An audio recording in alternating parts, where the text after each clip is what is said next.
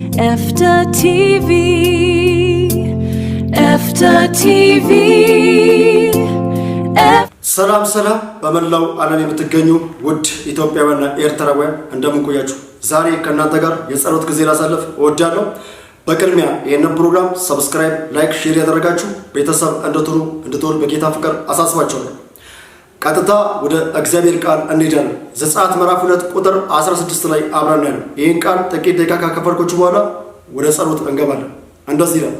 ለሚዲያም ካህን 7 ሴት ልጆች ነበሩት።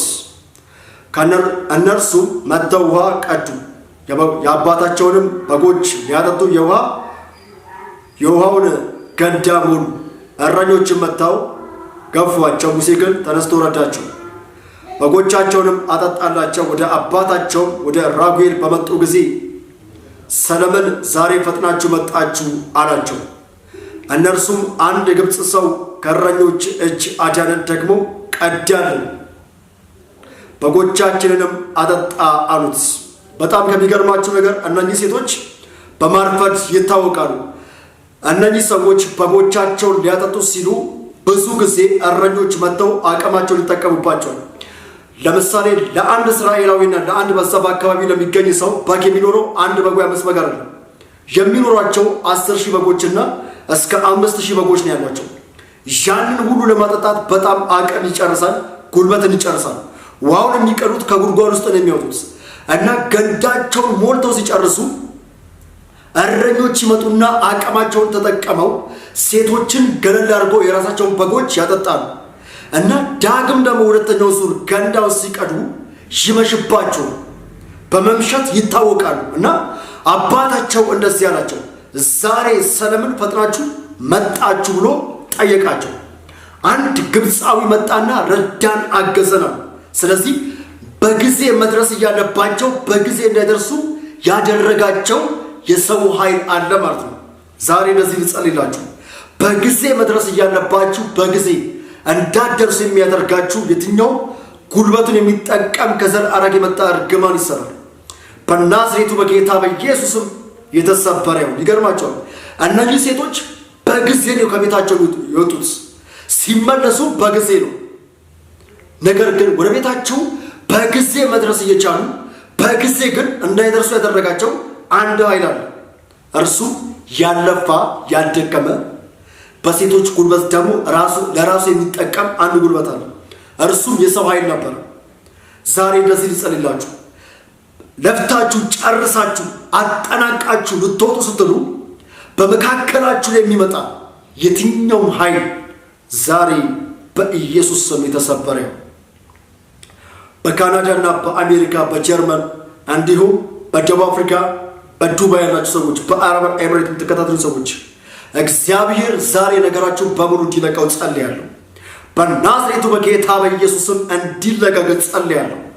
በኢየሱስም ይለቀቅ። ለዘመናት የለፋችሁት ለ5 ዓመት ለ4 ዓመት ለ6 ዓመት የለፋችሁትን እጃችሁ ላይ እንዳይገባ ነገራችሁን እየቀማ እየነጠቀ ያለ አውሬ በኢየሱስ ክርስቶስም ዛሬ እንዲሰበር ጸልያለሁ። በናዝሬቱ በጌታ በኢየሱስም እንዲሰበር ጸልያለሁ። በጌታ በኢየሱስ ክርስቶስ ስም የዘላለም አባት እግዚአብሔር ሆይ ይህንን ሚዲያ የሚከታተሉ ማናቸውም አሁን ይህ ቪዲዮ የደረሳቸው ሰዎች በጌታ በኢየሱስ ክርስቶስ ስም ታሪካቸው በሙሉ እንዲቀየር ጸልያለሁ።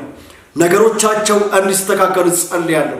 የሚያስጨንቃቸው ጤናቸውን ያዘ፣ ኩላሊታቸውን፣ ልባቸውን፣ አእምሯቸውን የሚቆጣጠር እንዲሁም እይታቸውን እየተቆጣጠረ ያለ ጨለማ በኢየሱስ ስም እንዲሰበር ጸልያለሁ። አቅም እያላቸው አቅማቸውን ያዘ፣ ጤናቸውን ያዘ፣ ሰውነት ክፍላቸውን ቆልፎ ያሰረ በጌታ በኢየሱስ ክርስቶስም ዛሬ እንዲለቅ በጌታ በኢየሱስም ጸልያለሁ። አቅማቸው የተለቀቀ ይሁን፣ ጉልበታቸው የተለቀቀ ይሁን፣ የተወሰነባቸው ምርኮ የተመለሰ ይሁን። ከዘር ሐረግ የመጣ መርገም በጠንቆላው ዓለም መጥቶ የሚያስጨንቃቸው ጤናቸውን የሚቆጣጠር፣ እይታቸውን የሚቆጣጠር፣ ኢኮኖሚያቸውን የሚቆጣጠር የነርሱ የሆነውን ነገር እየተቆጣጠረ የሚያዘገይ በጌታ በኢየሱስ ስም የተሰበረው ዛሬ የተሰበረው ዛሬ የተሰበረው ነገሮቻቸው በሙሉ ይለቀቅ፣ ጤናቸው በሙሉ ይለቀቅ፣ ነገራቸው ይስተካከል፣ ታሪካቸው ይቀየር። ነበራቸው የነበራቸውን ይቀማ፣ ያኔ ነበረኝ የሚሉ ሰዎች ዛሬ ግን ያጡ በጌታ በኢየሱስ ክርስቶስ 7 እጥፍ እንዲመለስላቸው ጸልያለሁ። 7 እጥፍ እንዲመለስ ጸልያለሁ በጌታ በኢየሱስ ክርስቶስ።